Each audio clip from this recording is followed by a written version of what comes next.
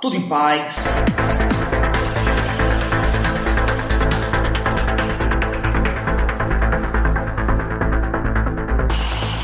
Então, nessa parte da diversidade da vida microscópica, falaremos sobre os fungos. Dentre os seres que têm vida microscópica, ou seja, só podem ser vistos com auxílio do microscópio, os fungos são os mais evoluídos. Comecemos falando aqui sobre a importância dos fungos para nossas vidas. Embora os fungos, alguns, causem doenças, são as micoses, tipo sapinho. Boa parte dos fungos, eles têm importância para nós, seres humanos. Em especial, importância econômica.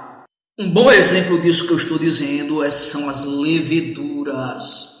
As leveduras são fungos que o homem utiliza largamente em seu benefício para ganhar dinheiro.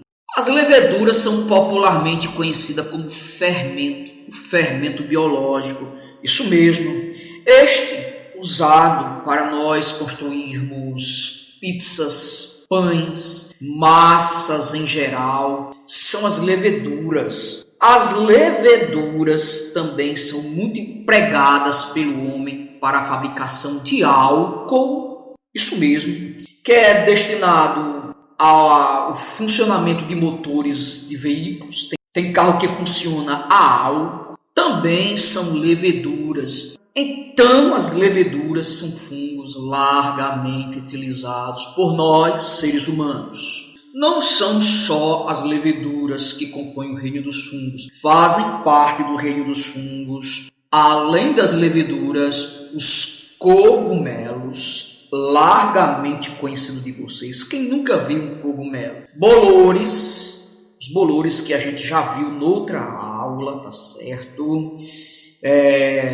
Popularmente chamado de mofo. Orelha de pau também é um representante do reino dos fungos. Pano branco, né? Tem muita gente que tem, isso aqui é uma micose, é uma doença causada por fungo. Existem muitos e muitos outros exemplos. Só que aqui nós temos fungos unicelulares, como a levedura, e fungos pluricelulares, como o cogumelo. Diferentemente do reino das bactérias, já estudada por nós em aulas passadas, no reino dos fungos existem tantos seres uni como pluricelulares. Tá ok? Características gerais dos fungos. Todos são seres vivos, obviamente, porque senão não estávamos estudando eles aqui, formados por célula. Nenhum deles apresenta clorofila ou realiza fotossíntese. Antigamente, eu digo isso porque antigamente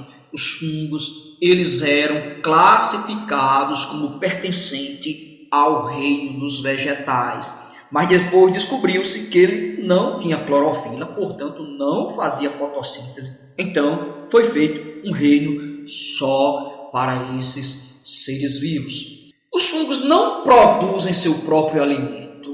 A exemplo de nós animais, a exemplo dos protozoários já estudados, os fungos não produzem seu próprio alimento.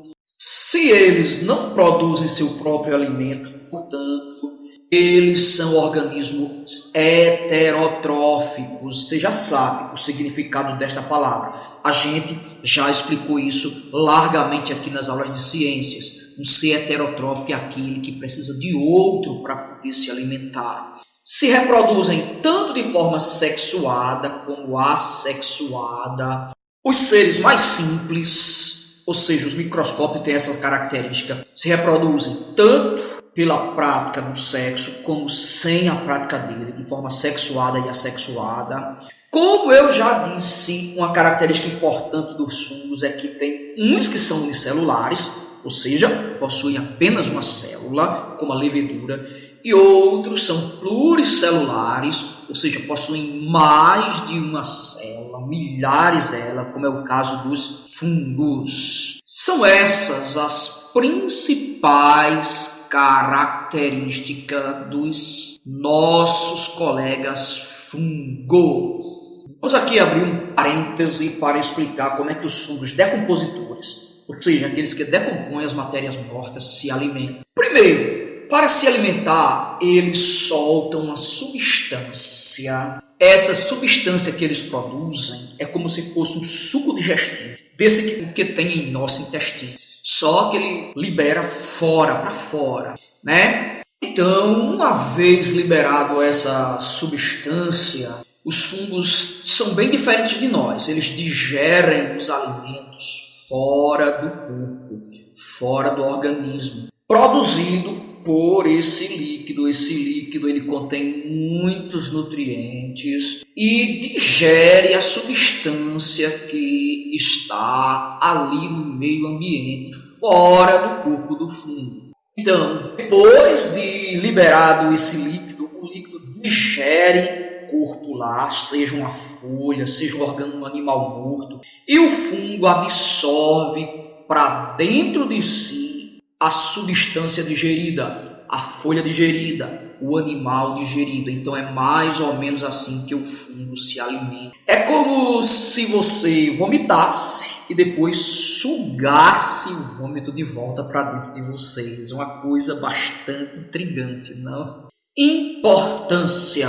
Qual a importância dos fungos para a natureza? Os fungos são muito importantes para o meio ambiente, como a gente já viu em outras aulas. Os fungos podem provocar a decomposição de restos de plantas e animais, tá legal? Eles provocam a decomposição de plantas e animais que estão no meio ambiente, do lixo também. Se não fosse isso, o mundo seria um terrível lixão a céu aberto, nada se decompunha. Ao degradar os restos dos organismos presentes no ambiente, tem um outro benefício: os fungos deixam o solo rico em nutrientes, cheio de nutrientes que são fundamentais para o crescimento das plantas, para o crescimento dos vegetais. Olha aí a importância dos fungos para o meio ambiente. Então, assim, ao decompor a matéria orgânica, os fungos eles fazem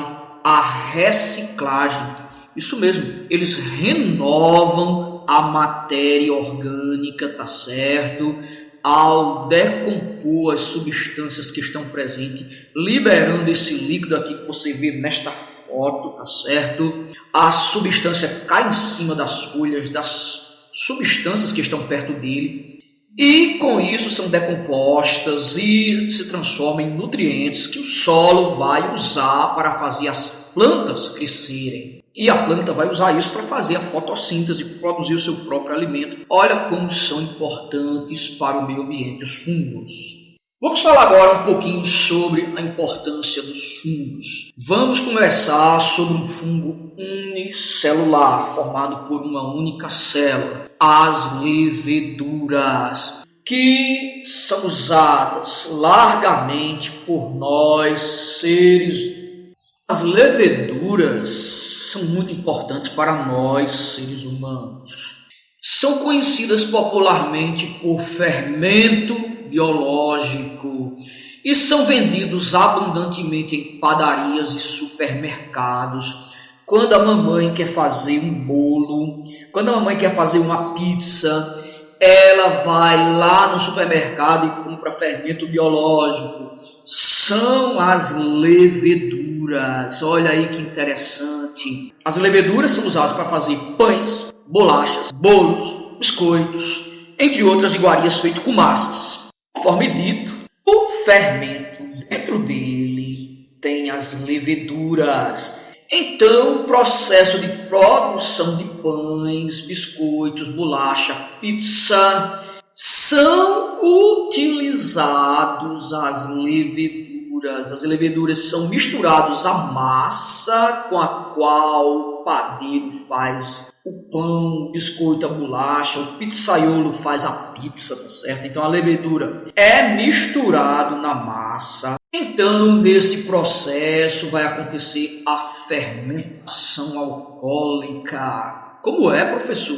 Quer dizer que no pão tem álcool? Não, a coisa não é bem assim. Preste atenção. Então, o que é que vai ocorrer? Depois que é adicionado fermento à massa, uma pequena parte, tá certo, dos açúcares presentes naquela massa, você sabe, na massa tem amido, que é um tipo de açúcar, tá certo? O açúcar presente nesta massa transforma-se em gás carbônico e álcool. Dando prosseguimento, então, a massa incha na hora da fermentação, quando estão fermentando, gás carbônico é produzido, tá legal? Por isso que a massa fica inchada desse jeito, como tu tá vendo aqui nesta foto. Só que quando é levado ao fogo, o gás carbônico é liberado, tá certo? No processo, muitas pequenas bolhas ficam dentro da massa que vai ao forno. Essas bolhas se expandem e incham, e com isso o pão fica fofinho, a massa lá fica fofinha. O pão assa, só que o álcool, tá certo, ele é evaporado devido ao calor do fogo. Então não vá pensar que quando você consome um pão, você está consumindo álcool, não. Nada disso. A massa incha devido ao gás carbônico, então o álcool evapora, tá certo? E fica só a massa nutritiva para você poder se alimentar. Então a produção de álcool também leva leveduras, isso mesmo. O homem utiliza o álcool, tá legal, para a produção de álcool. Esse mesmo que é usado em bebidas alcoólicas, esse mesmo que é usado lá no motor no tanque do automóvel para servir como combustível. Então, a produção do álcool usa a fermentação alcoólica e é usada em escala industrial na fabricação do etanol. O etanol é o popular álcool, é como nós conhecemos popularmente álcool, mas o seu nome mesmo é o etanol.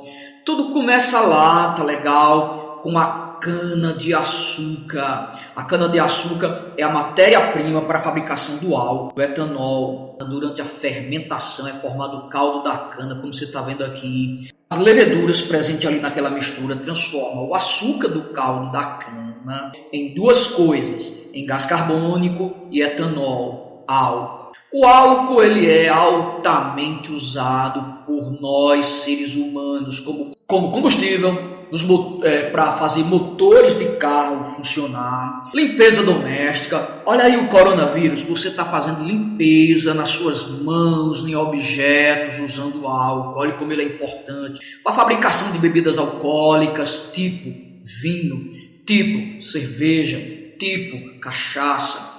Então, o álcool é largamente utilizado graças às leveduras que transforma a garapa, o caldo da cana, em etanol através de um processo chamado fermentação alcoólica. Muito interessante, não é isso? O álcool requer cuidado com o seu uso. É um produto extremamente inflamável, isto é, pega fogo. O álcool ele pega fogo com facilidade, provocando incêndios e explosões. Tanto ele líquido quanto em gel, ele é altamente perigoso, é inflamável. Também o álcool ele é uma droga, ele afeta o funcionamento do nosso sistema nervoso. Quando se ingere muita bebida alcoólica, então as pessoas perdem o controle dos seus movimentos, os movimentos das pessoas ficam comprometidos e também o sistema nervoso da pessoa fica comprometido e muitas consequências podem surgir. Você pode ver quando a pessoa está alcoolizada, geralmente acontece brigas, ela briga, né? Porque o álcool ele afeta o sistema nervoso. E o pior de tudo, acidentes. São os acidentes, tá certo? Que provocam milhares de mortes ao ano. Também pode acontecer desmaios. Tem pessoas que entram em coma alcoólico. Coma alcoólico é quando a pessoa bebe tanto que simplesmente desmaia. E problemas estomacais. O álcool, ele também consumido em excesso, provoca problemas estomacais. E o pior de tudo é que ele degenera o fígado da pessoa, provocando um problema sério chamado cirrose. Ele também afeta o sistema nervoso, deixando muitas pessoas viciadas, muitas pessoas se tornam alcoólatras. Isso é um problema muito sério. E a morte. Muitas pessoas morrem por cirrose hepática, destruição do fígado, causado pelo álcool. Então, o álcool ele é extremamente perigoso e, uma vez consumido, nas bebidas deve ser consumido com moderação. Tá legal, rapaziada? Valeu, forte abraço para você.